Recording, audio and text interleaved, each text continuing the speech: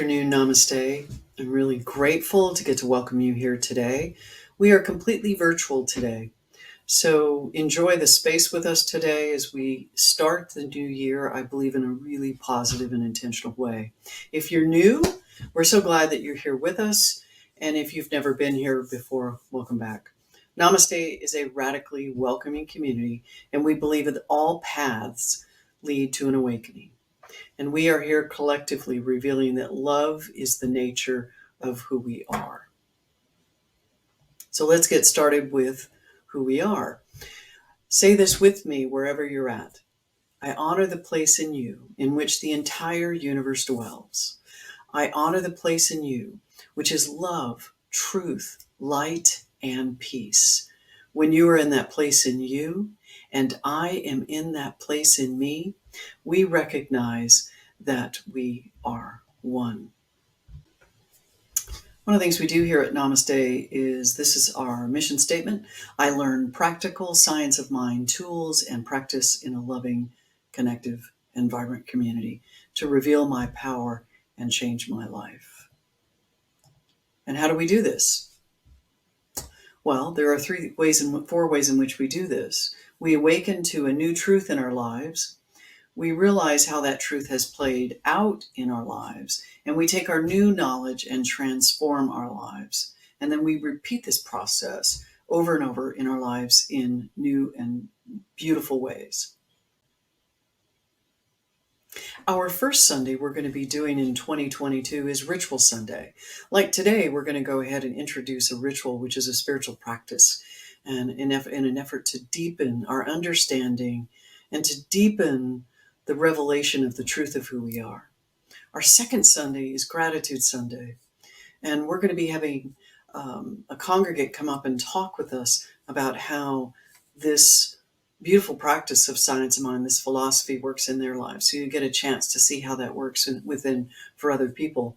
Our third Sunday is Conversations from the Soul, and that is where right after service immediately, we're going to be having a conversation about the book of the month. And you get to have a conversation with myself or a practitioner or another minister in which we get to go deeper into the theme of the month. And our fourth Sunday is going to be Meditation Sunday, where you get to actually have a practice of meditation.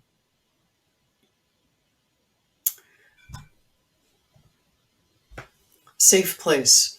This is a grief group, and it's an hour-long support group that meets every second Wednesday at 7 and every fourth Monday at 10 a.m.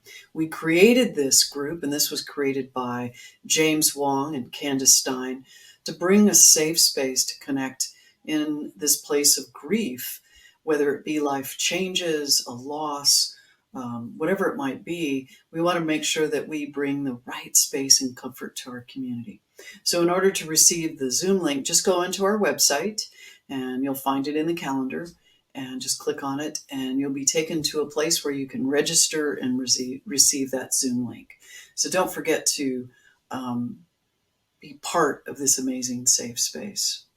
Weekday mornings, we do spiritual practice. What an amazing practice. With the exception of holidays, we do this practice Monday through Friday. So you can connect with our practitioners, and sometimes our ministers are doing this.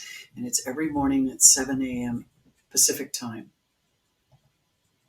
And I just want to thank, for this last year, all the amazing offerings that our practitioners and ministers and board members have provided for our holiday service. It was really wonderful to participate and spend time with our great music team. And so I'm just really grateful for all that have participated. As well, any of our offerings are on our website. Take a look at it regularly. And if you don't, you can also sign up for our newsletter on there on the website. And that way you can get any and everything that happens within our community. Namaste is a great place of connection, healing, and unity. And this next year proves to be amazing with what we have to offer, to which I'll talk further in the talk that I offer up today.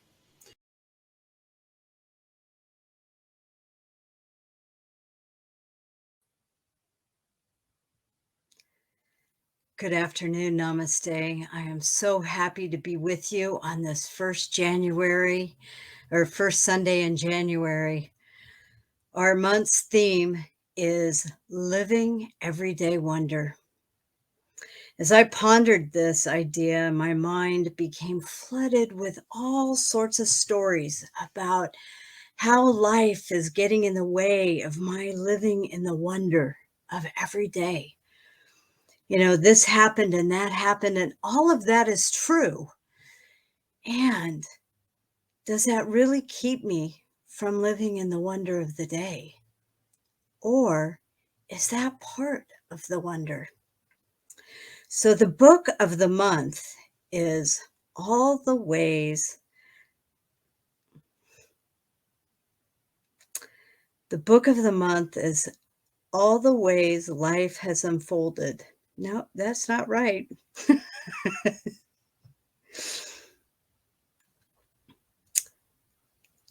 The book of the month is What is in the Way is the Way. And the author is Mary O'Malley. And Mary O'Malley has given us all sorts of ways to incorporate looking at the wonder of life. So at the end of each chapter, there are exercises and meditations to do and statements to remember. So this week's remembering statement is right now, this is life and it's okay. So let us now strengthen the muscle of your attention so you can discover how to be present for your own experience. Find a comfortable spot. Make sure you're not interrupted by people, phones, or pets. And we're going to start by relaxing the chronic holding of our bodies. And then we're going to bring our attention to our circle of breath. Your breath is the mother rhythm of life, and it has been with you since the moment you were born. It is always here, no matter what is happening in your life.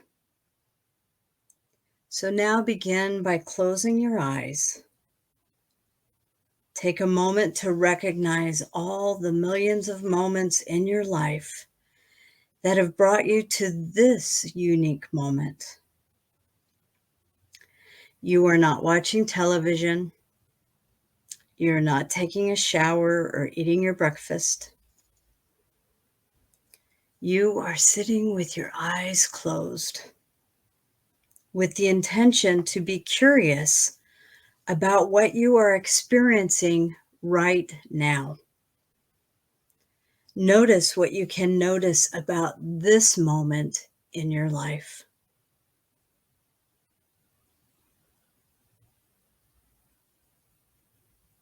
On the next in-breath, tighten your muscles. Tighten them. Tighten, tighten, tighten. And then slowly, very slowly, relax everything on your out-breath as you say the great sound of letting go. Ah. Feel the deliciousness of deeply letting go, coupled with the power of awe. If you're in a place where it's uncomfortable to make sounds, say ah silently to yourself. Play with the sound, as there are many different ways you can express it. This act of tension and release melts the chronic holding that shows up in your body and mind all day long. Repeat this for at least 3 breaths.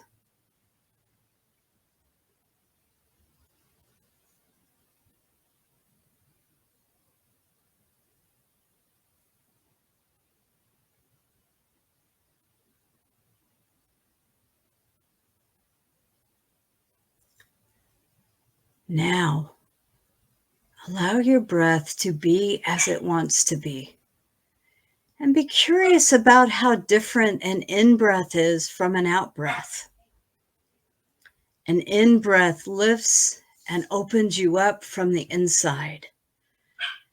As it comes to its end, it turns becoming the relaxation and letting go of the out-breath. A much different experience than an in-breath. Then comes a pause. Then another in-breath fills you up. To remind yourself that you are riding the waves of your breath, say silently to yourself, in, out, deep, slow. Say in on the in-breath and slow out on the out-breath.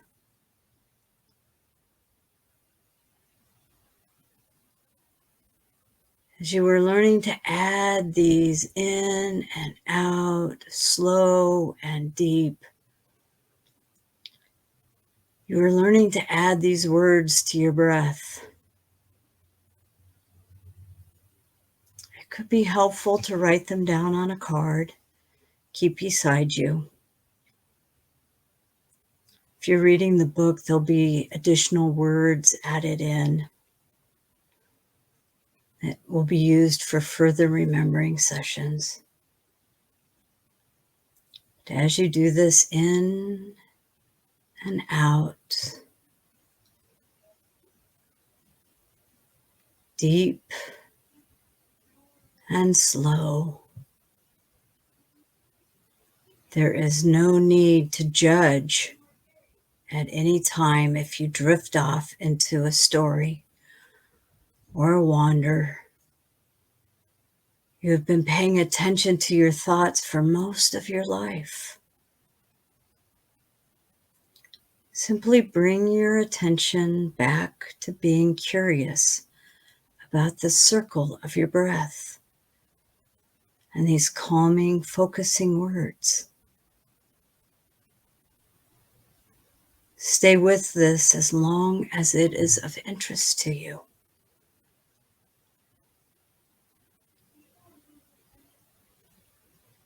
At the end, open your attention to include your whole body and notice what is different now that you have given yourself the healing of your own attention. And when you are ready, open your eyes and come back to this room. Namaste.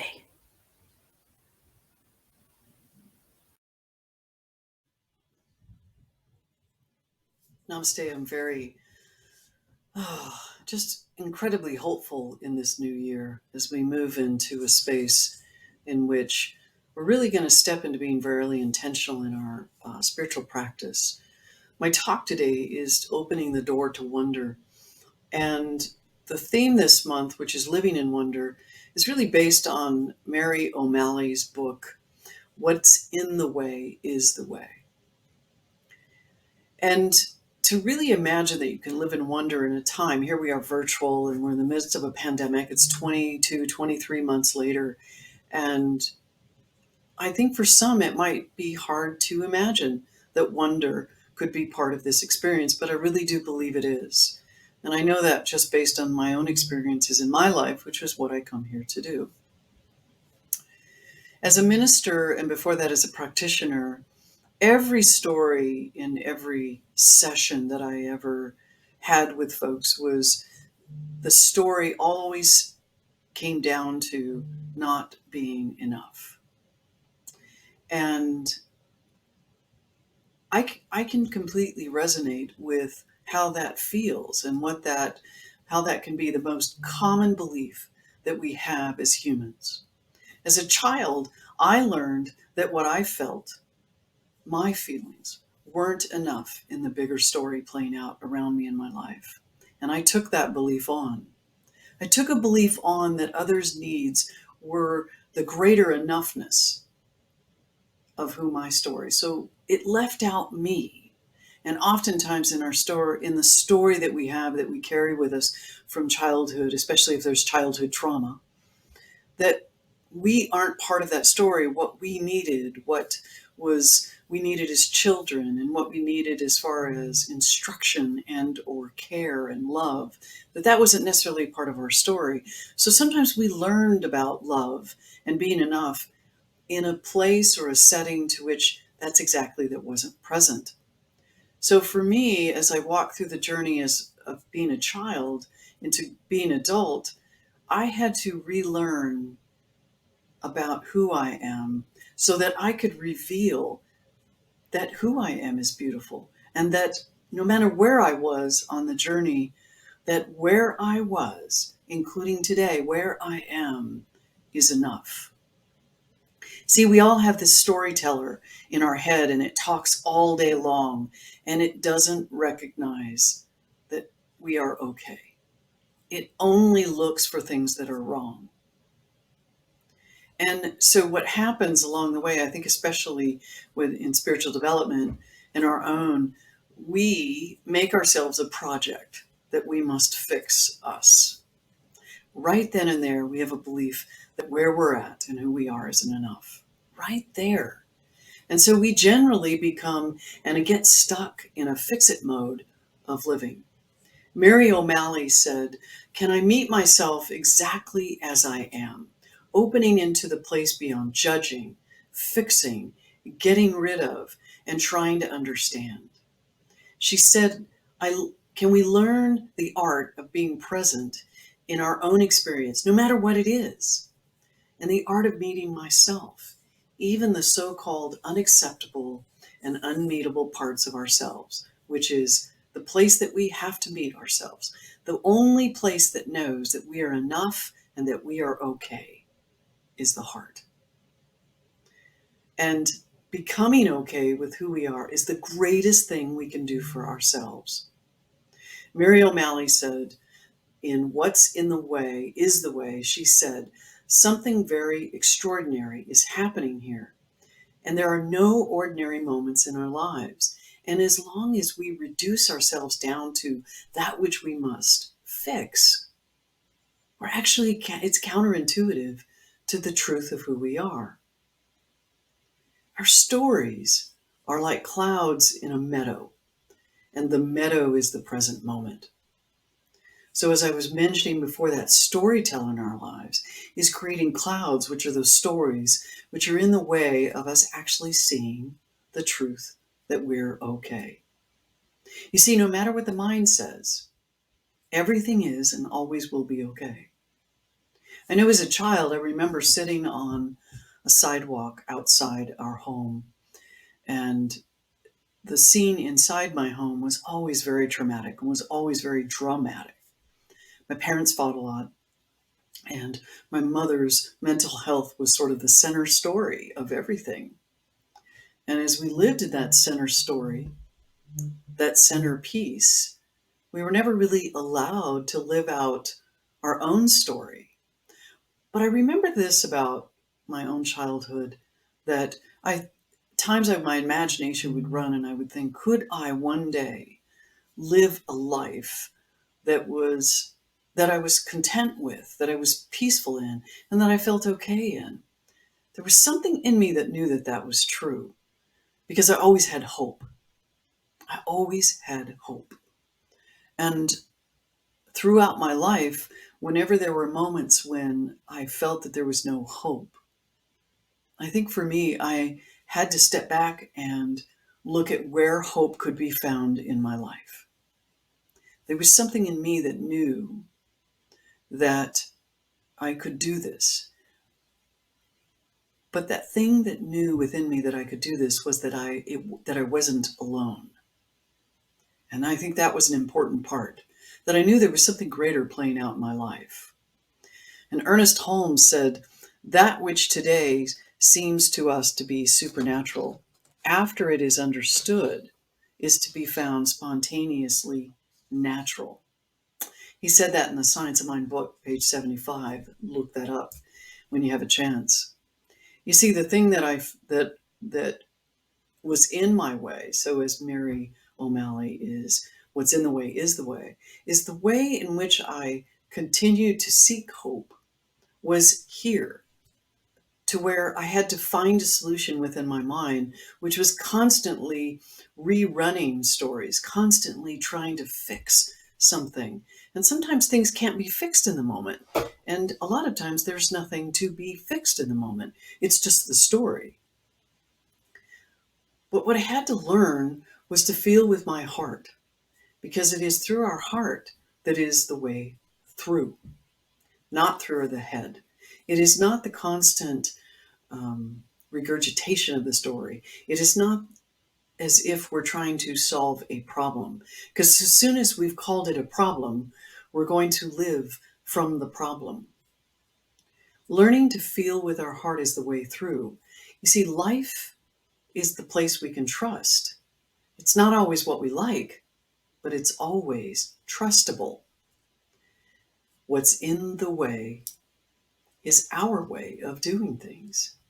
And it's not trusting we get what we want, because we get what we need. It always happens that way. As I look in the past through my life, I always got what I needed in order for life to unfold in my highest and best. Guru Nanak, the founder of the Sikh tradition, said, "Truth is high, but higher still is truthful living." It is not enough to know spiritual truth. We must live it, we must experience it, and we must allow ourselves to be transformed by it. Which is why, again, I say, you cannot just think your way through. You have to feel it here. And once it comes into your heart, you live it. As long as it stays in your head, we're not living it. See, everything we long for and everything we truly are is right here and right now. It's the story and the beliefs that we're living with. Those stories, those clouds that get in our way of that vision of who we are. The doorway to freedom comes from our willingness to be curious about our own clouds of struggle. The struggle is in the clouds. The struggle is in the story. Now, I've talked a lot in the past about how struggle is important. It's an important way for us to learn. But if we continue to struggle with the same story, then all we're doing is living in that story. We need to see that that story is in the way. That story is in the way. That story about who we are is in the way of living very present and in this moment right now. So how do we reduce that the cloud that's in our way? How do we reduce that fogginess that clouds of our story bring? It's through compassion. And the more compassion we bring to the stories that we're caught up in, the more these stories that we struggle with thin out in their nature and become less of who we really are. You see, we're not our stories. We're not. We're the hero in the story. We're that transcendence and that triumphant over the story. That's what we are. Paulo Coelho says the world is only the visible aspect of God. And what alchemy does is bring spiritual perfection into contact with the material plane. We are spiritually perfect. And we bring that to this material world when we realize that the stories of who we are just an illusion. It's just something we've talked ourselves into or that someone else has talked us into. Mary O'Malley talks about alchemy again and says, true alchemy is about transforming unconsciousness into consciousness. And the place that happens is curiosity. Curiosity is where the magic happens. My word for this year is hope. My middle brother passed in the middle of December, right before the Christmas holiday. And one of the things that I found in my own perception, and this may or may not have been true for him, but for me, what I found is in the circumstances of his passing is that he lost hope. And hope is pretty powerful.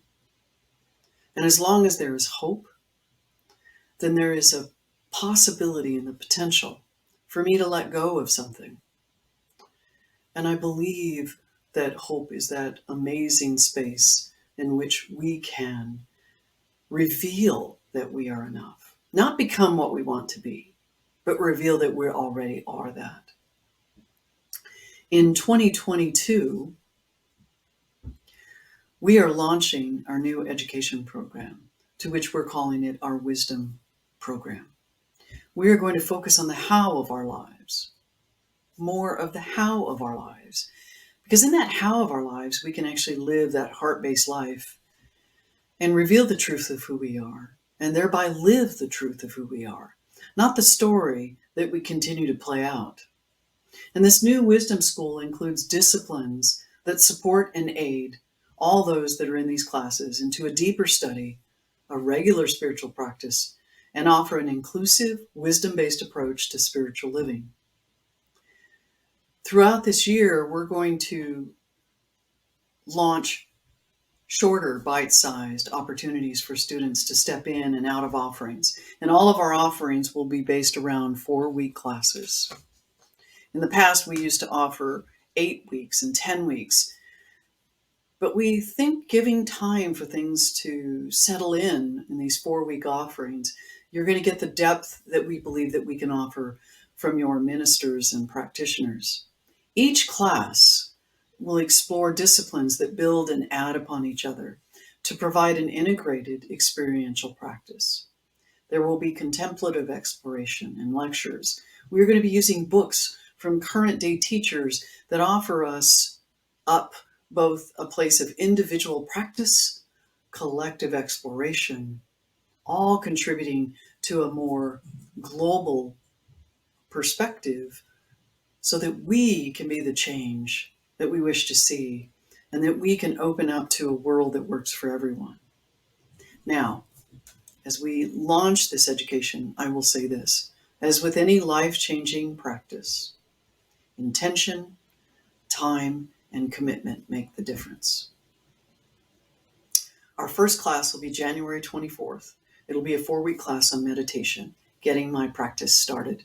And Candace Stein, one of our practitioners, will be teaching that. February 1st, it will be all about love. And it's a discussion on Bell Hook, who recently passed, and she's one of those amazing teachers out there and her book, All About Love, is How to Heal Our Polarized Society. It will be a 4-week book study. March 7th, what is prayer and how can I use it? April 4th, this thing called you, how to fulfill the desire for living fully. At the same time, we'll be offering Oneing, which is a Richard Rohr book about honoring and including all levels of stories to live more inclusively in our lives. And I'll be teaching that one. And then May 9th, we will do What Do We Practice in Science of Mind, a 4-week of the varying spiritual practices that this philosophy uses to deepen and enrich our lives.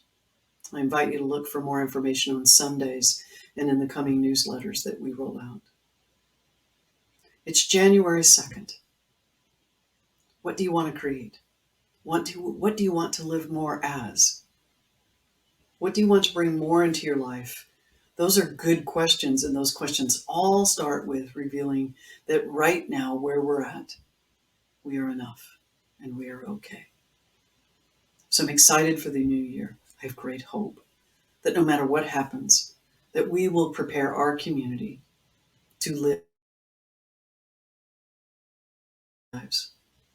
We really will make a difference globally. So I thank you for spending time today. And I'm so grateful to be part of Namaste, Center for Spiritual Living.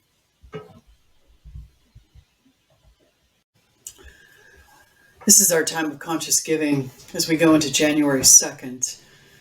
Oh, we get to